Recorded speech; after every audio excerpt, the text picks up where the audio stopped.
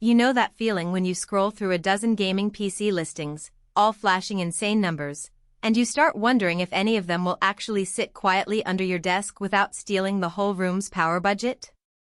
I've been there buying a monster that sounded perfect on paper, only to discover it was a heat-loving beast that needed constant tinkering and still left me short-changed on the games I actually play. That hesitation is why I'm digging into the MAINGEAR MG1 today, so you can avoid the same disappointment. Link is in the description if you want to check the product details on Amazon. First off, let's talk about the kind of setup most gamers have at home. You probably have a decent monitor, a decent chair, maybe a couple of consoles, and a budget that can stretch to a high-end PC but still wants to get the most out of every dollar. The MG1 is marketed as the ultimate plug-and-play rig, a pre-built system that promises you can boot it, launch a game, and hit 4K at high frame rates without any of the usual assembly headaches. That promise is appealing, especially if you don't want to spend weeks researching motherboards, BIOS tweaks, and cable management.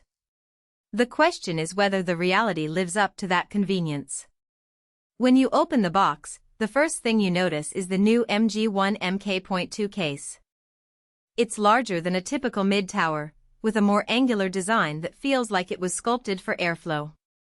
In practice, the case does a decent job of pulling cool air across the components, which is a relief when you're pushing an RTX 5090 and a Ryzen 9 9950X 3D2.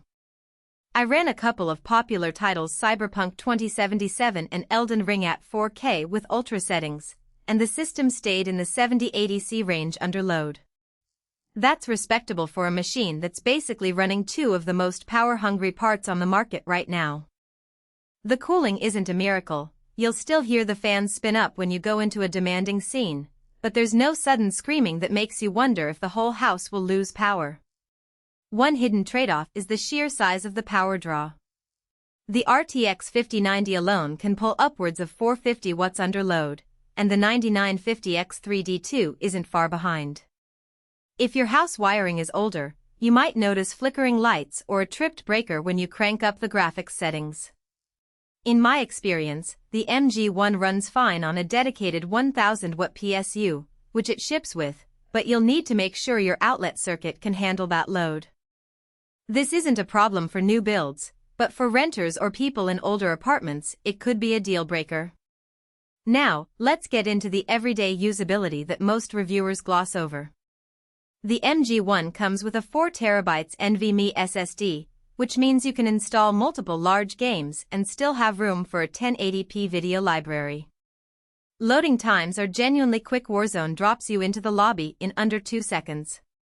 The 64GB of DDR5 RAM feels a bit overkill for most gaming scenarios, but if you also stream, run a virtual machine, or edit video footage while you game, you'll appreciate the headroom.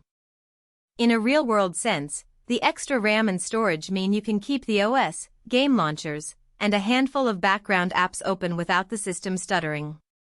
The zero bloatware claim is actually noticeable. There's no pre-installed trial software or marketing pop-ups. The only software pre-installed is the MAINGEAR control panel, which lets you monitor temps and tweak fan curves without digging into the BIOS.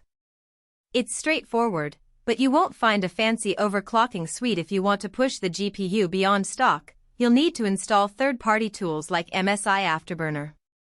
For most users, that's fine. The RTX 5090 already hits 120 frames per second in many titles at 1440p without any overclocking. Who should consider buying the MG1? If you're a serious gamer who wants top-tier performance right out of the box, value a clean Windows install, and don't mind the price tag that comes with a high-end GPU and CPU combo, this is a solid choice. It also makes sense for creators who need a workstation that can handle rendering while they game, thanks to the massive RAM and storage. The award-winning support team is a genuine plus. When I reached out about a minor driver issue, they responded within a day and walked me through a fix that a generic forum thread didn't cover. Who should skip it? If you're on a tighter budget, the MG1 is overkill. You could build a more balanced system with a RTX 4080 and a Ryzen 7 that would still crush 1440p gaming for a fraction of the cost. Also, if you're a minimalist who prefers a compact case to keep a tidy desk, the MG1's larger footprint might feel intrusive. Finally, if you live in an older home with limited electrical capacity, the power draw could become a nuisance you'd rather avoid. In terms of value beyond the headline specs, the real win is the time saved. Buying a pre-built that's already stress-tested and calibrated means you